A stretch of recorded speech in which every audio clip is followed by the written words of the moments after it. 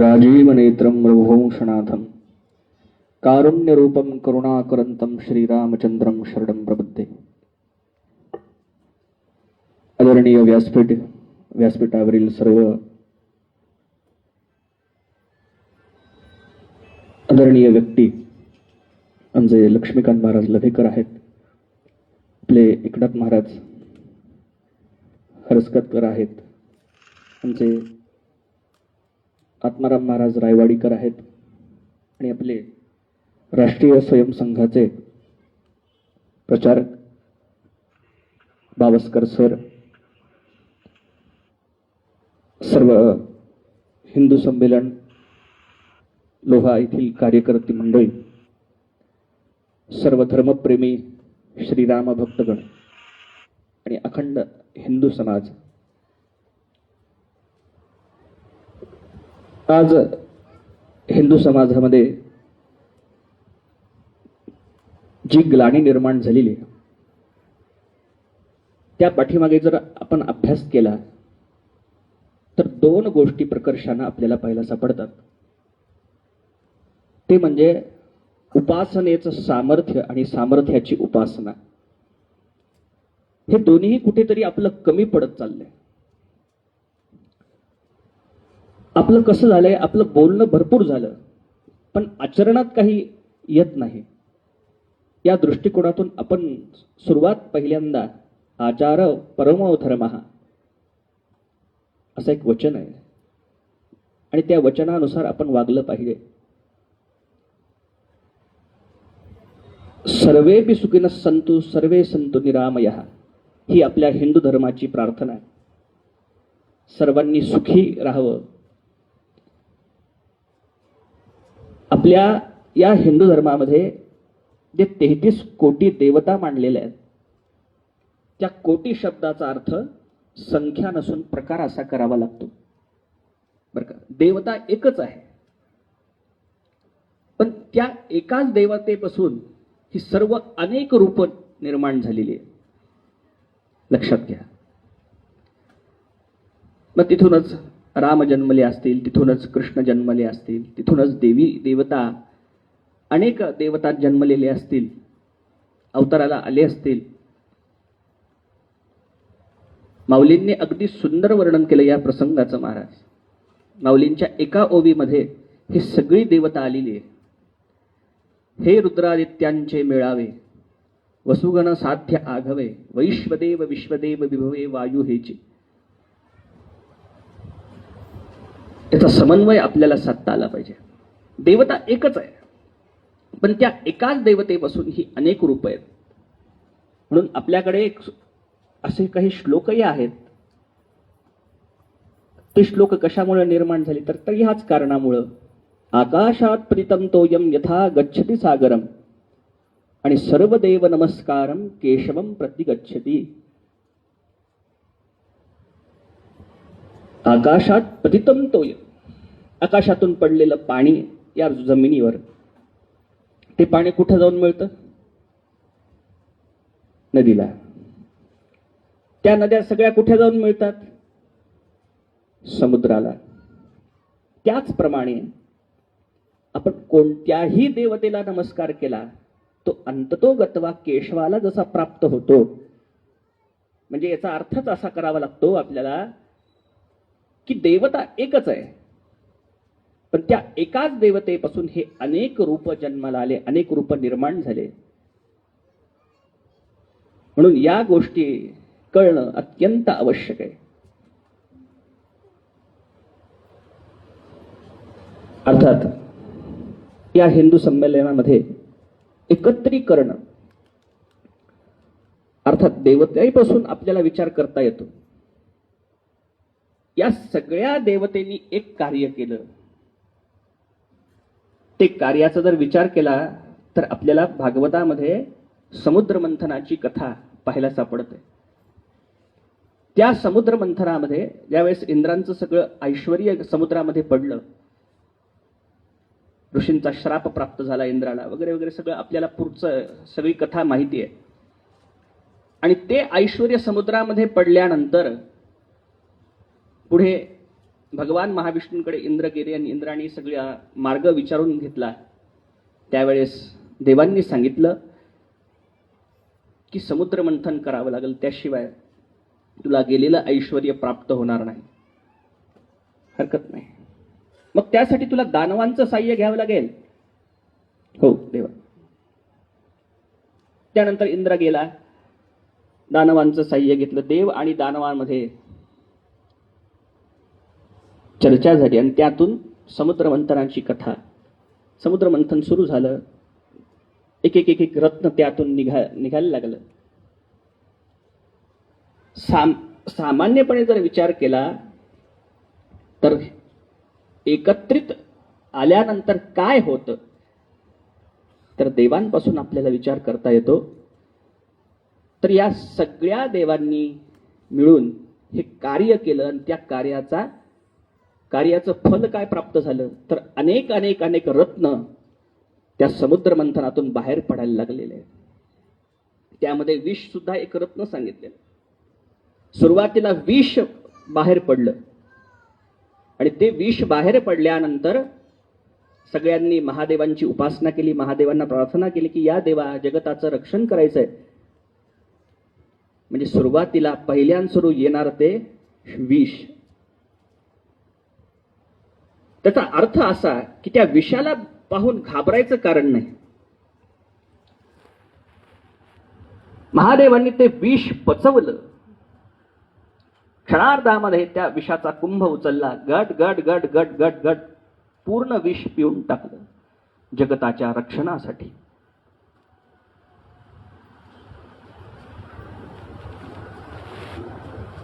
त्यानंतर अनेक रत्न निघाले. आपल्याला सगळा चरित्र भाग माहिती आहे. सांगण्याचं तात्पर्य काय की एकत्र येण्यामध्ये जी ताकद निर्माण होते, जी शक्ती निर्माण होते, आपली देवता सुद्धा किती तेजस्वी आहे पहा. मारुतीरायांचं वर्णन पाहता आणि मारुतीरायांच्याच प्रमाणे आपल्या हिंदू समाजाला कुठेतरी शक्तीचं थोडं विस्मरण झालं. लहानपणी ज्याप्रमाणे मारुतीरायांना विस्मरण झालेलं होतं शक्तीचं, ऋषींचा श्राप प्राप्त झाला वगैरे वगैरे, आपल्याला ती चरित्र कथा माहिती आहे रामायणामध्ये. आणि ज्या वेळेस लंकेमध्ये त्यांना जायचं होतं पण काही आठवेना, त्यावेळेस तिथे नळ, नीळ, जांबुवंत या सगळ्यांनी मारुतीरायांना त्या शक्तीचं स्मरण करून दिलं. मारुती, तुझ्याकडे ती ताकद आहे, तू ते करू शकतोस.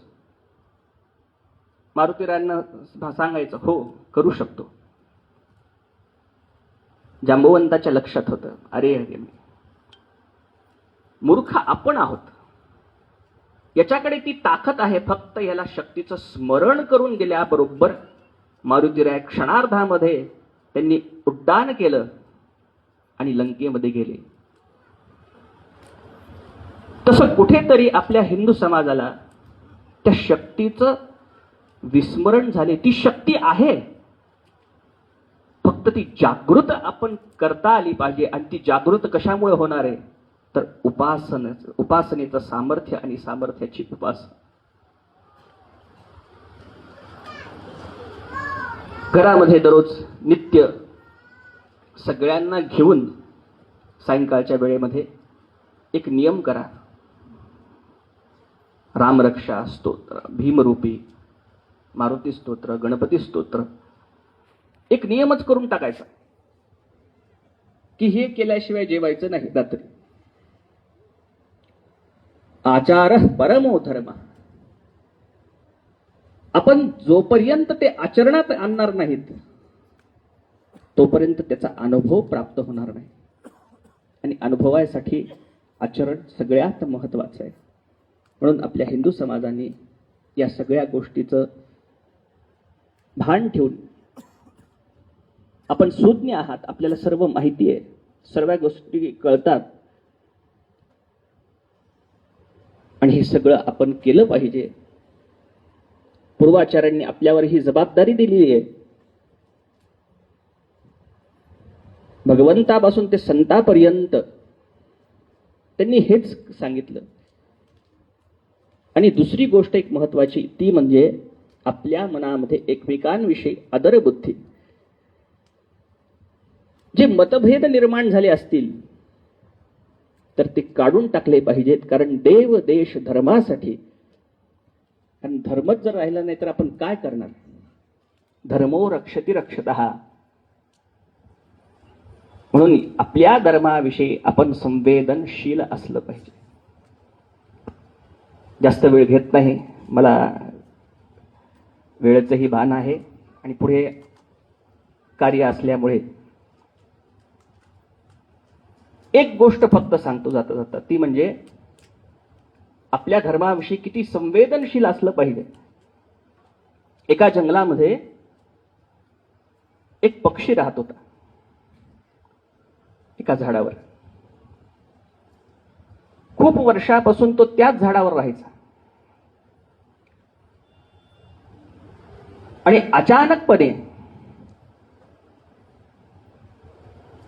त्या जंगलाला आग लागली. जंगलाला आग लागल्याबरोबर सगळे पक्षी जंगलामध्ये उडून जायला लागले. का? आपलंही झाड पेटल, आपलंही घर पेटल या उद्देशानं. आणि तिथून एक संन्याशी बुवा जाऊ लागले जंगलाच्या दिशेनं, हातामध्ये कमंडलू. तीर्थयात्रा करण्यासाठी तो निघालेला. उन्हाची वेळ आहे, धन धन धन सगळं जंगल पेटलेलं. त्या संन्याशाने पाहिलं, हे सगळे पक्षी उडून गेले, पण हा एक पक्षी राहिलेला या जंगलामध्ये झाडावर. तो संन्याशी त्या पक्षाला बोलायला लागला, अरे बाबा, जंगलाला आग लागली, तुला कळत नाही? जा उडून. त्या पक्षाने जे उत्तर दिलं ते फार महत्वाचं आहे महाराज. तो पक्षी म्हणायला लागला, संन्याशी बुवा, फल खाये इस पेड़ के. संन्याशी बुवा, मी काय सांगतो माझ्याकडे लक्ष द्या. पक्षी म्हणायला लागला, फल खाये इस पेड़ के, गंदे किए है पात, यही मेरा फर्ज है, जल जाऊं इसके साथ.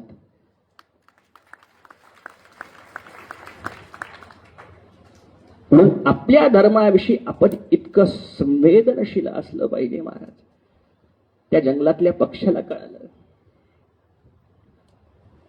आपला धर्म महत्वाचा, आपला देश महत्वाचा, आपली देवता महत्वाची आहे.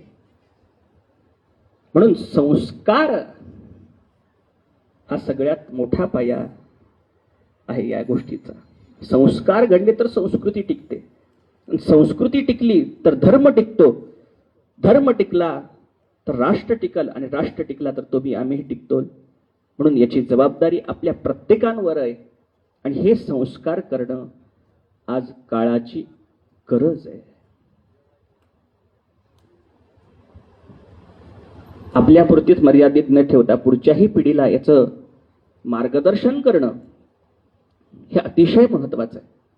आपण एखादी पोथी वाचायला बसलो, त्या लेकरालाही सोबत घेऊन बसा, त्याच्या कानावर 2 शब्द पडू द्या. मोबाईल आणि टीव्हीचा वापर थोडा कमी करा. पाहू नका असं म्हणत नाही, कामासाठी पाहावंच लागतं नाही असं नाही, पण आपल्या देवासाठी, आपल्या धर्मासाठी, आपल्या देशासाठी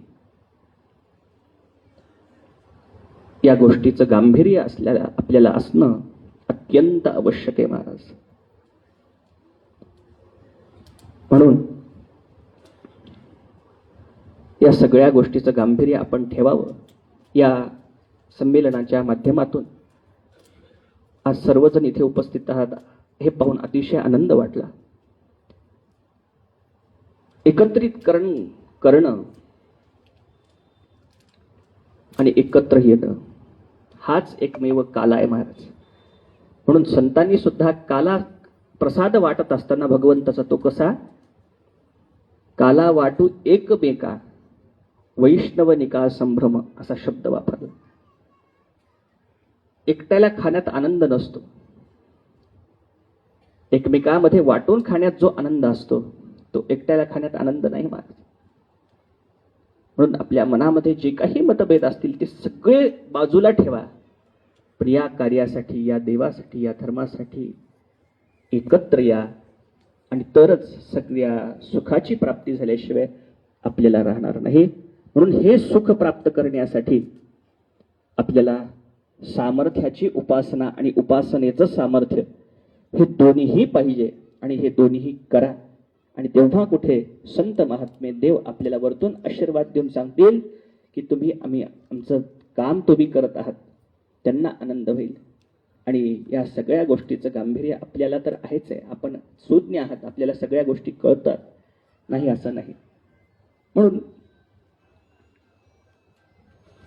अशा पद्धतीनं आपण हे मार्गक्रमण केल्यानंतर आपला उद्धार झाल्याशिवाय राहत नाही. उद्धरेद आत्मनात्मानम आत्मानमवसाधयेत. आपुली आपण करा सोडवन संसार बंधन तोडावे. या संतांच्या उक्तीप्रमाणे देव देश धर्म हे कार्य आपलं अविरत चालू असलं पाहिजे. एवढंच सांगून मी इथे आपली विरजा घेतो. कुंडली कवरदार विठ्ठल श्री ज्ञानदेव तुकाराम.